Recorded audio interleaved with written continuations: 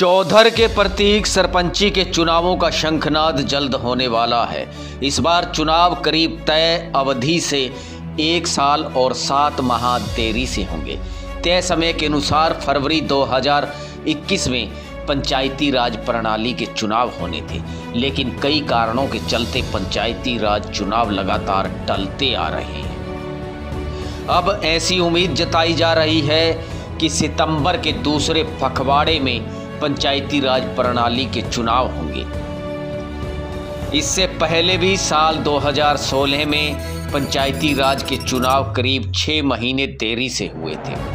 हरियाणा में करीब 6,228 सरपंचों के अलावा 411 जिला परिषद सदस्यों के चुनाव होने हैं। इसके साथ ही करीब 62,000 से अधिक पंचायत सदस्यों, 140 से अधिक ब्लॉक समिति के 3,080 सदस्यों के चुनाव करवाए जाने हैं। चुनाव करवाने को लेकर राज्य निर्वाचन आयोग ने पूरी तरह से कमर कस ली है। आयोग दावा कर चुका है कि अंतिम मतदाता सूची प्रकाशित होने के साथ ही चुनाव को लेकर अधिसूचना जारी कर दी जाएगी। चुनाव लड़ने के इच्छुक लोगों को बता दें कि आज ही आयोग की ओर से अंतिम मतदाता सूची प्रकाशित कर दी गई है और ऐसा माना जा रहा है कि अब किसी भी वक्त चुनाव को लेकर अधिसूचना जारी हो सकती है। आयोग की माने तो पंच और सरपंचों के चुनाव एक साथ, जबकि जिला परिषद और ब्लॉक समिति सदस्यों के चुनाव एक साथ करवाए जाएंगे,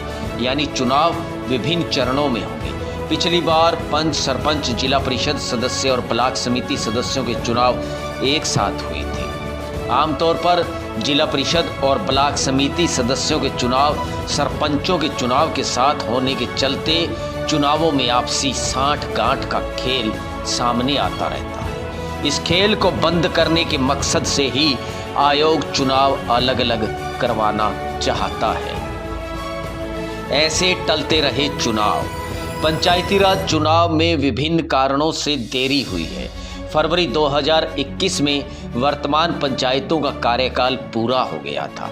मार्च के महीने में कोरोना की दूसरी लहर ने दस्तक दे दी। इस वजह से चुनावों में देरी हो गई। इसके साथ ही लंबे समय तक हरियाणा के सीमांत इलाकों में किसान आंदोलन चला। हरियाणा भर में किसान आंदोलन का व्यापक असर नजर आया। खास करके किसान आंदोलन का प्रभाव ग्रामीण इलाकों में अधिक देखने को मिला। एक वजह यह भी रही कि पंचायती चुनाव समय पर नहीं हो सके। इसी बीच अप्रैल 2021 में पंचायती राज चुनाव प्रणाली में महिलाओं को 50% आरक्षण दिए जाने को लेकर पंजाब एवं हरियाणा हाई कोर्ट में एक याचिका डाल दी गई। लंबे समय तक मामला अदालत में विचाराधीन रहा। इसी साल 5 मई को पंजाब एवं हरियाणा हाई कोर्ट ने चुनाव करवाए जाने को लेकर हरी झंडी दे दी। पंच, सरपंच और जिला परिषद एवं ब्लॉक समिति के चुनाव होंगे अलग अलग। हरियाणा में पंचायती चुनाव 2 चरणों में कराने की तैयारी चल रही है। पहले चरण में सरपंच और पंच के लिए मतदान होगा। दूसरे चरण में जिला परिषद और ब्लॉक समिति सदस्यों के लिए वोट डाले जाएंगे। राज्य चुनाव आयोग चुनाव के लिए पूरे प्रदेश से डाटा एकत्रित करने में जुटा है। महिलाओं और एससी उम्मीदवारों के लिए आरक्षण का प्रावधान रहेगा। BCA श्रेणी को बिना आरक्षण दिए चुनाव में शिरकत करनी होगी। पंचायत चुनाव प्रदेश का सबसे बड़ा चुनाव माना जाता है। इसे संपन्न कराने के लिए हजारों कर्मियों की तैनाती होती है। मतदाताओं को एक साथ जिला परिषद, ब्लॉक समिति सदस्य, सरपंच, उप सरपंच और पंच के लिए वोट डालने होते हैं। ऐसे में मतदाता कई बार कन्फ्यूज हो जाता है। हजारों की संख्या में कर्मचारियों की तैनाती व मतदाताओं की सुविधा को देखते हुए सरकार और आयोग 2 चरणों में चुनाव करवाने पर विचार कर रहे हैं। आयोग ने किए पुख्ता प्रबंध। गौरतलब है कि राज्य निर्वाचन आयोग ने पंचायती राज प्रणाली चुनाव को लेकर व्यापक प्रबंध किए हैं। करीब 77,000 इलेक्ट्रॉनिक वोटिंग मशीन का इंतजाम किया गया है।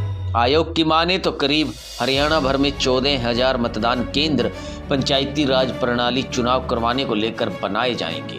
राज्य चुनाव आयोग की माने तो सुप्रीम कोर्ट के निर्देश के अनुसार चुनाव होंगे। अभी चुनाव को लेकर कुछ भी कहना मुमकिन नहीं है। ग्राम पंचायत चुनाव में करीब 77,000 से अधिक ईवीएम इस्तेमाल होने की संभावना है।